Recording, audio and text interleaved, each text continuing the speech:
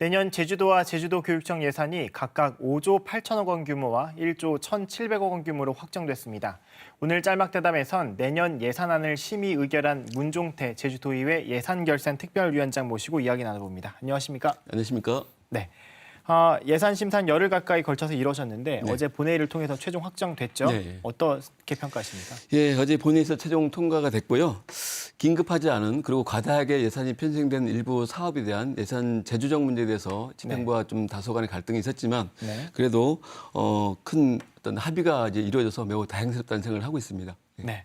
위원장께서 예산안 심사할 때 당시 입장문을 통해서 지방채 증가를 억제하기 위해서 의회가 분발해야 된다 이렇게 밝힌 바가 있는데요. 네, 맞습니다. 어떤 의미셨어요? 그러니까 작년 이맘때죠.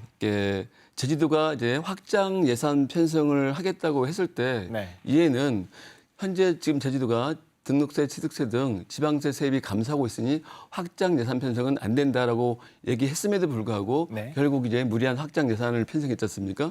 그런데 제주도가 이번은 내년 예산을 편성을 하면서 무려 4천억을 감액 편성하겠다고 이제 얘기했습니다.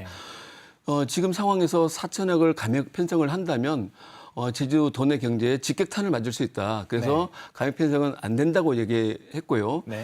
다행히 제주도가 지방채를 이제 발행해서 올해와 비슷한 예산 규모를 편성을 이제 했습니다. 지방채를 이용해서라도 제주의 경제 위기를 극복하는 것은 맞다고 봅니다.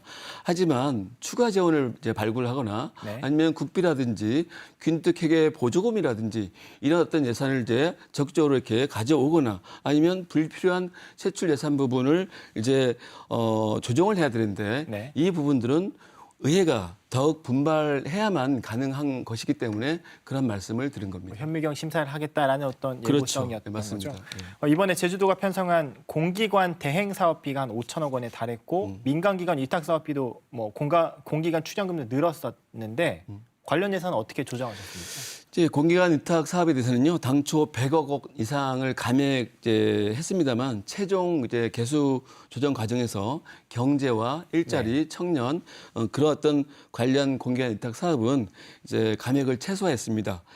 공기관 위탁 사업 감액 규모는 50억 원으로 이제 조정을 했고요. 민간 위탁 사업에 대해서는 이제 68억 규모를 감액했고 출연 기간의 어떤 예산은 약 출연금 40억 원을 감액했습니다.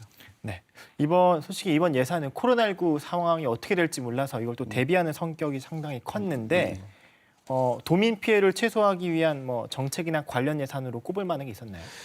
단기적으로는 이제 코로나로 어려움을 겪고 있는 이제 도민들께 융자 규모를 늘리는 방법이 있습니다. 이와 관련한 예산이 뭐 충분하지는 않지만 그래도 집행부에서는 많은 노력을 이제 한 것으로 보고 있습니다. 하지만 융자는 결국 빚이지 않습니까? 그러니까 결국 이제 제주도의 새로운 성장 동력 사업을 좀 적극적으로 발굴하는 게 매우 중요한 이제 시기거든요. 정부의 뉴딜 정책과 함께하는 그러한 예산 배분에 제주도가 더욱 집중할 필요가 있다고 생각을 합니다. 이 질문도 드려야 될 것 같은데 제주도가 어떤 코로나19 위기를 극복하기 위해서 제주형 지역화폐를 발행을 했고 탐나는 예산을 올렸는데 이 예산 중에서 20억 원이 상임위원회에서 삭감이 됐어요. 그래서 좀 반발이 있었는데 개수 조정 과정에서 좀 살아나지도 않았거든요. 어떻게 보십니까? 그러니까 지역화폐 사업은 사실 상임위뿐만 아니라 얘기에서도 좀 쟁점이 됐습니다. 가맹점 확보 등 현재 지역화폐 유통 준비가 덜 되었다는 어떤 분도 계셨고 또 준비가 오히려 덜 됐기 때문에 이제 예산 삭감에 좀 신중해야 된다는 어떤 부분도 있었는데 예산은 일단 이제 상임위의 의견을 좀 존중해서 감액한 어떤 20억 원을 좀 확정해서 좀 의결을 했습니다. 또 일부에서는 어떤 각 지역 하나로마트가 전체적으로 통일적으로 다 쓸 수 있는 게 아니라 어떤 데는 되고 어떤 데는 안 되는 거에 대해서 어떤 지역구연이 그걸 챙기기 위해서 한 거 아니냐라는 또 목소리도 있긴 있었거든요. 그건 사실이 아니고요. 어쨌든 이제 그 상임위에서 엄격하게 이제 심사를 한 것으로 알고 있습니다. 네, 알겠습니다.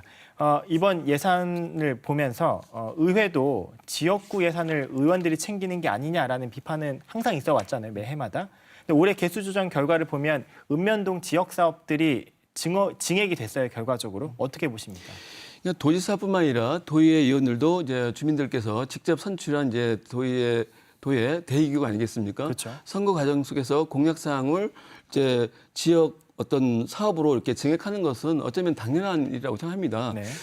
그럼에도 불구하고 이번 예산 심사의 경우에는 좀 과거와는 조금 양상이 좀 다릅니다. 지역의 예산 그런 어떤 과 함께 이제 문화, 관광, 일자리 그리고 청년 등과 같이 특정 분야의 예산에 더 집중했다는 말씀을 좀 드리도록 하겠습니다.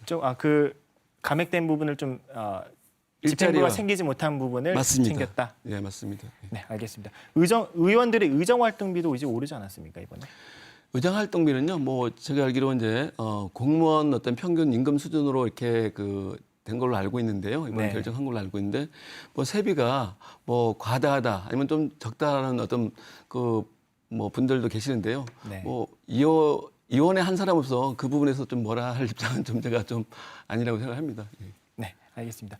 다음 주제인데요. 그 제주도가 내년 무상교육 예산 법정 부담금 29억 원 전액을 결국 부담하기로 했습니다. 근데 사전에 교육청과 제주도가 좀 신경전을 벌이는 모습이었는데 제주도는 결국 이 전액을 부담하기로 하면서 내후년 부담액은 교육부의 추가 법령 해석을 요구해서 앞으로 해나가겠다 봤는데 어떻게 평가하십니까? 그러니까 의회가 이제 중재안을 제시했고 그리고 제주도가 법정 부담금 29억 원을 전액 부담하기로 결정했지 않습니까? 예. 뭐 매우 의미 있다고 저는 생각을 하는데요.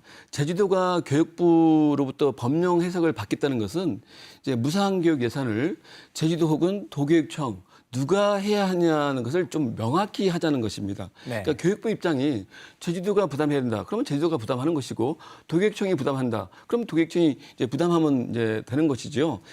그러니까 고등학생과 학부모에게는 전혀 영향을 주지 않습니다. 그러니까 학생을 두고 갈등을 하는 것이 아니라 이제 제주도와 그리고 이제 도교육청 두 기관의 어떤 문제이기 때문에 도민들께서는 염려하지 않으셔도 된다고 생각하고 있습니다. 고교 무상교육은 계속 잘 차질을 진행될 거다. 네, 맞습니다. 네, 알겠습니다. 오늘 말씀 여기까지 듣죠. 문종태 예결위원장님 고생 많으셨습니다. 네, 고맙습니다. 네, 감사합니다. 네.